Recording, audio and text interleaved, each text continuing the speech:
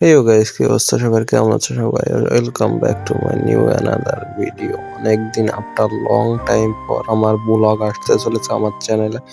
অনেকদিন পর একটা ব্লগ আসছে, আর আজকের ব্লগটা হবে সাত সকালে আমাদের পুকুরে মাছ মারতে যায়। এখন বাজে 8:54 বা 8টা তেমনই। তো তখন মাছ মারতে এসেছে আমাদের ভাগের পুকুরে, মানে 8টা ভাগ সবার ভাগ আছে এই পুকুরে, তাই মাছ মারতে চাই। আর সেটাই আপনাদের মাঝে তুলে দেখবো, আর আপনারা সবাই দেখবেন আর এনজয় করবেন, বুঝতে পারছেন? তো এই যে জাল নামিয়েছে, এই যে এই পাশ থেকে জাল নামায় সারাইও ফেলতেছে মাছ ধরার জন্য রেডি। যার একটা পিসিও আছে, এই যে পিসিটাও কাজ করতে পাই।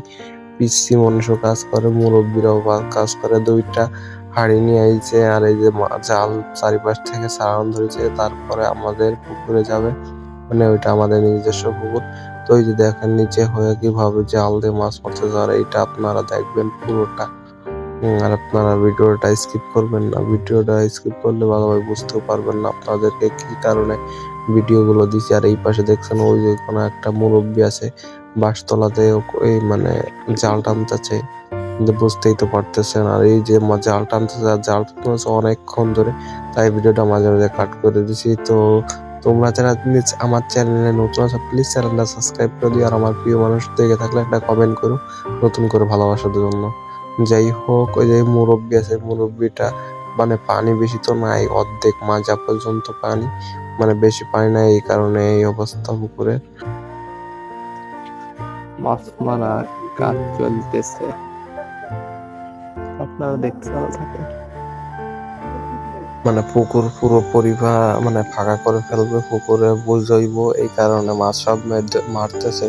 এই যে দেখতেই পারতেছেন পুরো আস্তে আস্তে ছোট করে ফেলেছে, যার কারণে আমি ক্যামেরা দূরের থেকে একটু অ্যাঙ্গেলে আপনাদেরকে দেখাইতেছি। আর আপনাদের জন্য কত কি করবো, তাও যদি আপনারা লাইক কমেন্ট করে শেয়ারটা না করলে কেমন ভাল লাগে। আর ভিডিও করার মুডই থাকে না, যেমন আমাদের একজনের মুড সব হারাই গেছে। ওই যে পাশে বাঁশ কাটতেছে, কারণ বাঁশে বেঁধে যাইতেছে জাল টানতে।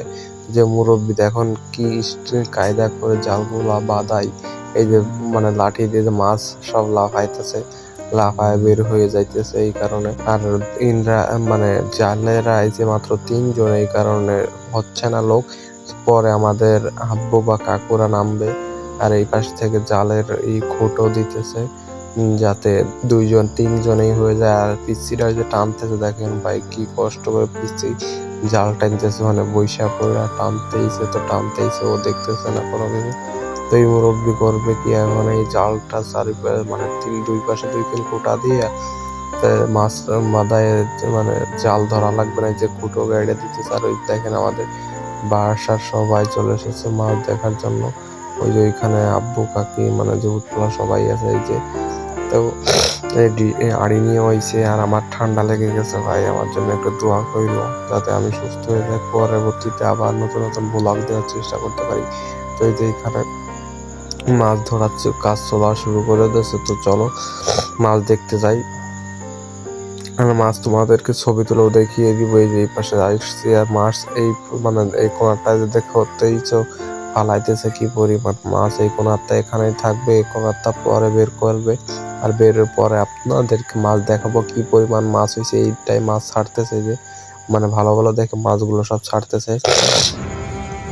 মাছগুলো ছেড়ে তারপর তাই উঠাবে উপরে, তারপর সবাই ভাগ করে 8 ভাগ করা হবে, সবাইকে দেওয়া হবে। তাহলে তারপরে তাই রান্না বান্না করে খাইবে সবাই। যাই হোক, এই যে এখানে মাছ নিয়ে চলে এসেছে উপরে যে এখানে ভাগ করার কাজ চলেছে। এক ঝুড়ি হয়েছে এই যে মাছগুলা, এই যে পালা করে ডিশ মিশ সবাই সকলটা নিয়েছে। এই যে মাছ ঢেলে ফেলেছে, ঢেলে ভাগ করতেছে, দেখেন ভাই কি পরিমাণ কষ্ট করতেছে। সাথে তোমরা আমার জন্য একটু হইলেও চ্যানেলটা সাবস্ক্রাইব করে দিও। আর ভিডিওটা এই পর্যন্ত, ভিডিওটা ভালো লাগলে প্লিজ চ্যানেলটা সাবস্ক্রাইব, লাইক কমেন্ট শেয়ার। আমার আন্তরিক সুস্থ থাকো, হ্যাভ ফান, পিস।